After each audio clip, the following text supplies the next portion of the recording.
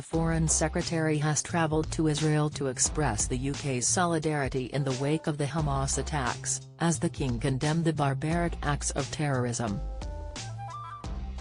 The arrival of James Cleverly in Israel comes as the world reels from the shocking incursion by the Palestinian militant group, which has provoked a major retaliation from Benjamin Netanyahu's administration.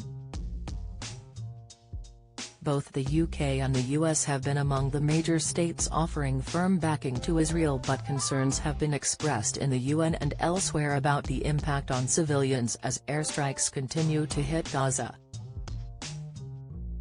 The conflict has already claimed at least 2,200 lives, with fears it could escalate further.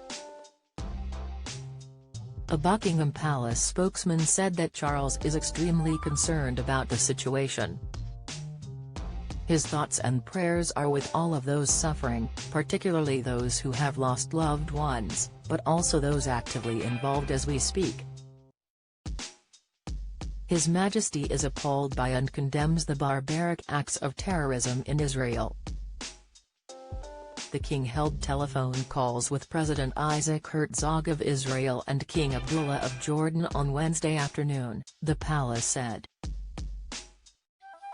The monarch is understood to have personally expressed his thoughts and prayers for all of those suffering. The Prince and Princess of Wales issued their own condemnation of the horrors inflicted by Hamas's terrorist attack. A spokesman for William and Kate said they were profoundly distressed by the devastating events that have unfolded in the past days. The UK government has made clear that Israel has the right to defend itself in the wake of the assault by Hamas amid an ongoing siege of the Gaza Strip.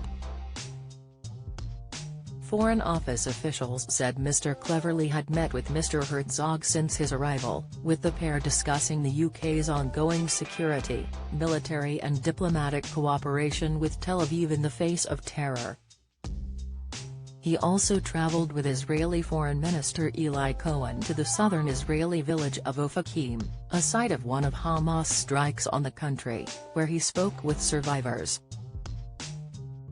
His department said the Foreign Secretary was the first international foreign minister to visit one of the locations targeted by the Palestinian group, which is banned in the UK and proscribed as a terror organisation, during its weekend assault. Mr. Cleverly said, "I'm in Israel today to show the UK's unwavering support for Israel. The facts are clear. Hamas are terrorists. Israel has the right to defend itself. Hamas and Hamas alone are responsible and accountable for these appalling attacks. Terrorism must never be allowed to prevail." In a video posted on X, formerly known as Twitter, the Israeli Foreign Ministry said that Mr. Cleverly was among those who had to seek cover after sirens went off during his visit to Ofakim in southern Israel, warning of incoming Hamas rockets. His arrival in the country has sparked calls for the Foreign Secretary to express a clear humanitarian position on the fate of civilians in Gaza.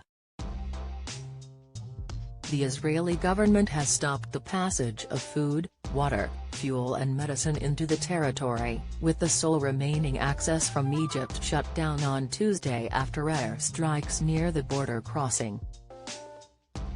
The territory's only power plant ran out of fuel on Wednesday.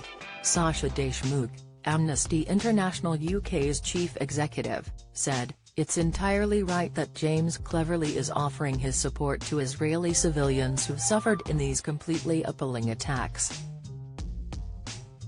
The horrific and completely unjustifiable human rights violations against Israeli civilians by Hamas, including war crimes, must end, and those responsible must be held to account." Mr. Cleverly should be urging all parties to the conflict, including the Israeli authorities, to respect international humanitarian law. Concerns remain for the safety of British citizens in the region, as the BBC reported that 17 UK nationals are either dead or missing, including children. A previous estimate had put the figure at more than 10. The UK government has not so far confirmed any figures for those believed dead or missing, pointing to the fast-moving situation in the region. Among those known to have died is Nathaniel Young, 20, who was serving in the Israeli army when he was killed during Hamas's attack. Bernard Cowan, who grew up around Glasgow, also died. Jake Marlowe, 26, who went to the same London school as Mr. Young, was originally recorded as missing but was confirmed dead by the Israeli embassy in London on Wednesday. Mr. Marlowe was providing security at the Supernova Music Festival in the desert near Kibbutz Reem when the area was invaded by Hamas gunmen. Photographer Dan Darlington is also feared to be dead. A post from Mr. Darlington's sister, Shelley, on social media said he was murdered at Nir Oz, a kibbutz in southern Israel. His death has not been officially confirmed. Labour asked for clarity about the steps being taken by the Foreign Office to ensure that anyone who wants to leave Israel is able to do so. Shadow Foreign Secretary David Lammy, in a letter to Mr. Cleverly, said, while Israeli airspace has not officially been closed, most UK airlines have been forced to cancel their flights for the foreseeable future. Several countries have announced rescue flights to return their nationals who are stranded. Does the UK government have plans to do the same?